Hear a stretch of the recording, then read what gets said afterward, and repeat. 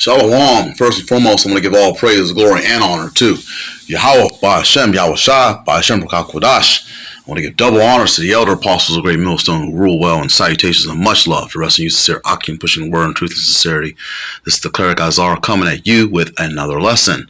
I am continuing in my lot to bring you my ongoing series from Excerpts of Hollywood, This Factory of Perverseness, another observation of predictive programming, and how art imitates life and vice versa.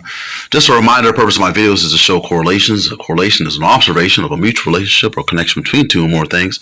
I use movies to extract or extrapolate a narrative. I'm not glorifying the Hollywood culture or life. I have a wide knowledge of films, whether they be foreign or domestic, and I just use them as an example to bring out those similarities and those correlations. To quote Cecil B. DeMille, the greatest source of material for motion pictures is the Bible. I call this lesson Oppress the Man's Heritage Part 2.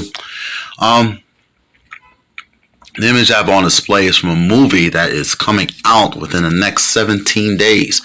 Of course, being this truth, I've reflected on this particular film series.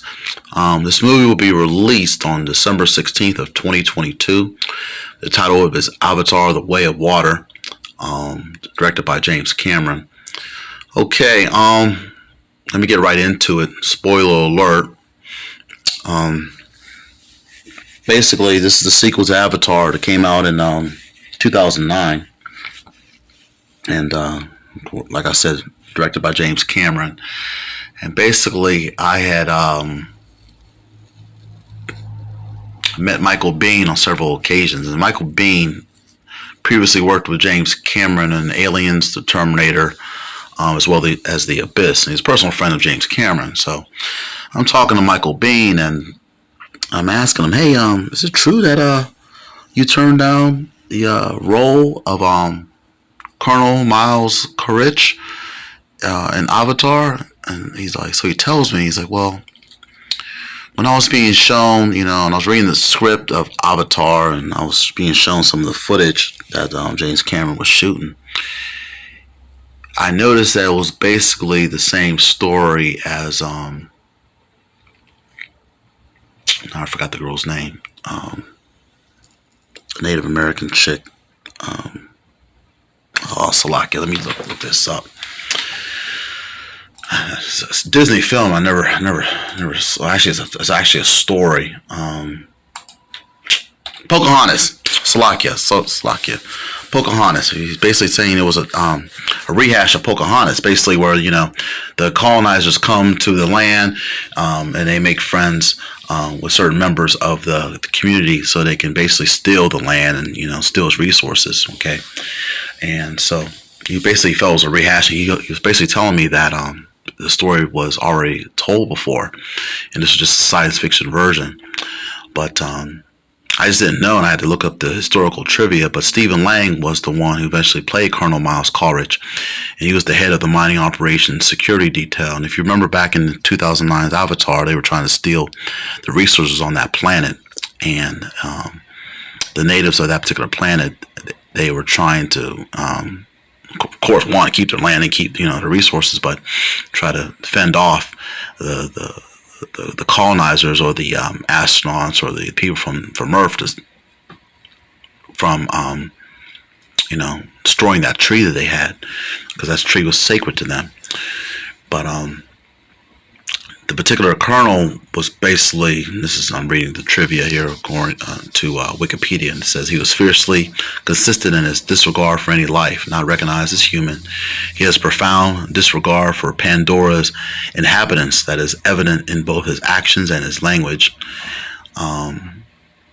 This particular actor, Stephen Lang, has unsuccessfully auditioned for the role in Cameron's Aliens back in 1986. But James Cameron had remembered him and sought him out for Avatar. And Michael Biehn, like I said, was originally considered to play the role, but he turned it down. Okay, and he told me why. So I'm just bringing this out, and I thought about this particular story. So anyway, I was watching a second trailer of Avatar 2 recently. And basically, I came to the synopsis that, and I said this after seeing part 1, and once I found out they were going to make sequels, these particular individuals, these astronauts or Earthlings or whatever. They're coming to steal that resource again, or trying to attempt to steal that resource again. And in the first film, they came in the air, all right, and on the land. Slovakia. I'm doing this video before I go to bed here. Basically, they came to take the resources again, but this time they're going to try to do it underneath the water. All right, come up underneath to take the resources without the natives interfering like they did in the first movie. Okay, but when you see the sequel, you're going to see that. I totally forgot about this. I didn't even think about this, but they had infiltrated these particular natives, just like in the movie Pocahontas, or in the story Pocahontas, where remember how the story is named Avatar, so those humans can actually portray themselves that they're inside those particular alien bodies. So basically, they're going to possibly try to do that again and make it seem like these natives are willing to give up this particular land, or give up this particular area, and probably what's the word I'm looking for?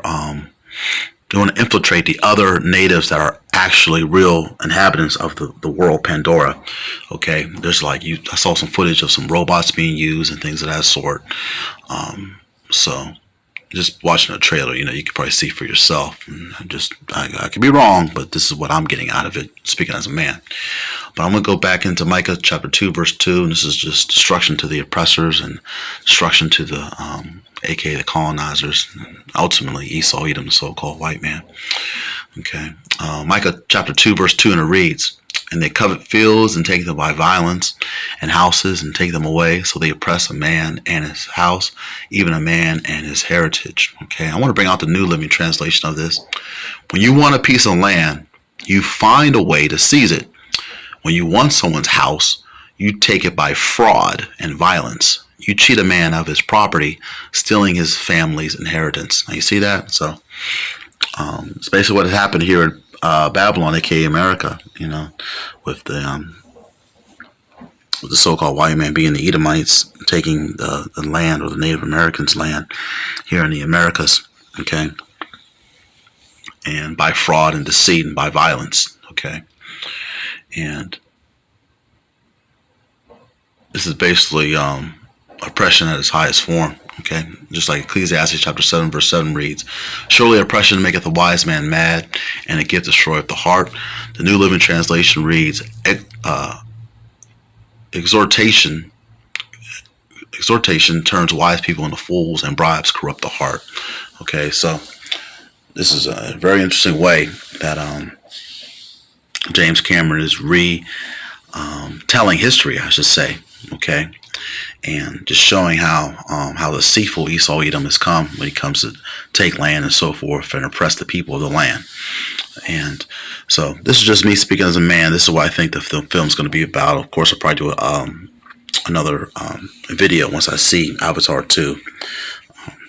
Because at one point I wasn't even waiting for it, but now after seeing that second trailer, I could kind of see some things. I wanted to make a video of it. But I want to end it on this. I always like to end my videos on a good note with some type of silver lining, and there's light at the end of the tunnel. So in other words, there's a happy ending. When you go into the book of Psalms, specifically Psalms 119, and I'm going to read verse 104 first. "Through thy precepts I get understanding, therefore I hate every false way." Okay, and it's reiterated again in verse 128, where it reads, "Therefore I esteem all thy precepts concerning all the things to be right, and I hate every false way." Okay, so pretty soon, he's going to basically lose his land. He's going to lose the land that initially he was given in the land below Israel, in the land of Edom, and it's going to be given to others, just like how he took lands. His land's going to be taken from him. Okay, and do unto others as you have them do unto you. Okay, an eye for an eye. Okay, but it's going to be done in righteousness. Okay, and it shows that the Heavenly Father is a just balance, and the Heavenly Father, once this devil sets up his charagma, or his mark of the beast, which is the RFID microchip, he's going to send his son back to set up his kingdom of heaven here on earth. All right, and that's what we're waiting for. Okay, but of course, At that time, World War III would have started, the missiles would have launched, and Yahweh Shai, the one you eagerly call Jesus Christ, who is a black man, will be returning. Okay, that's what we're waiting for. Okay. Well, I just want to share that.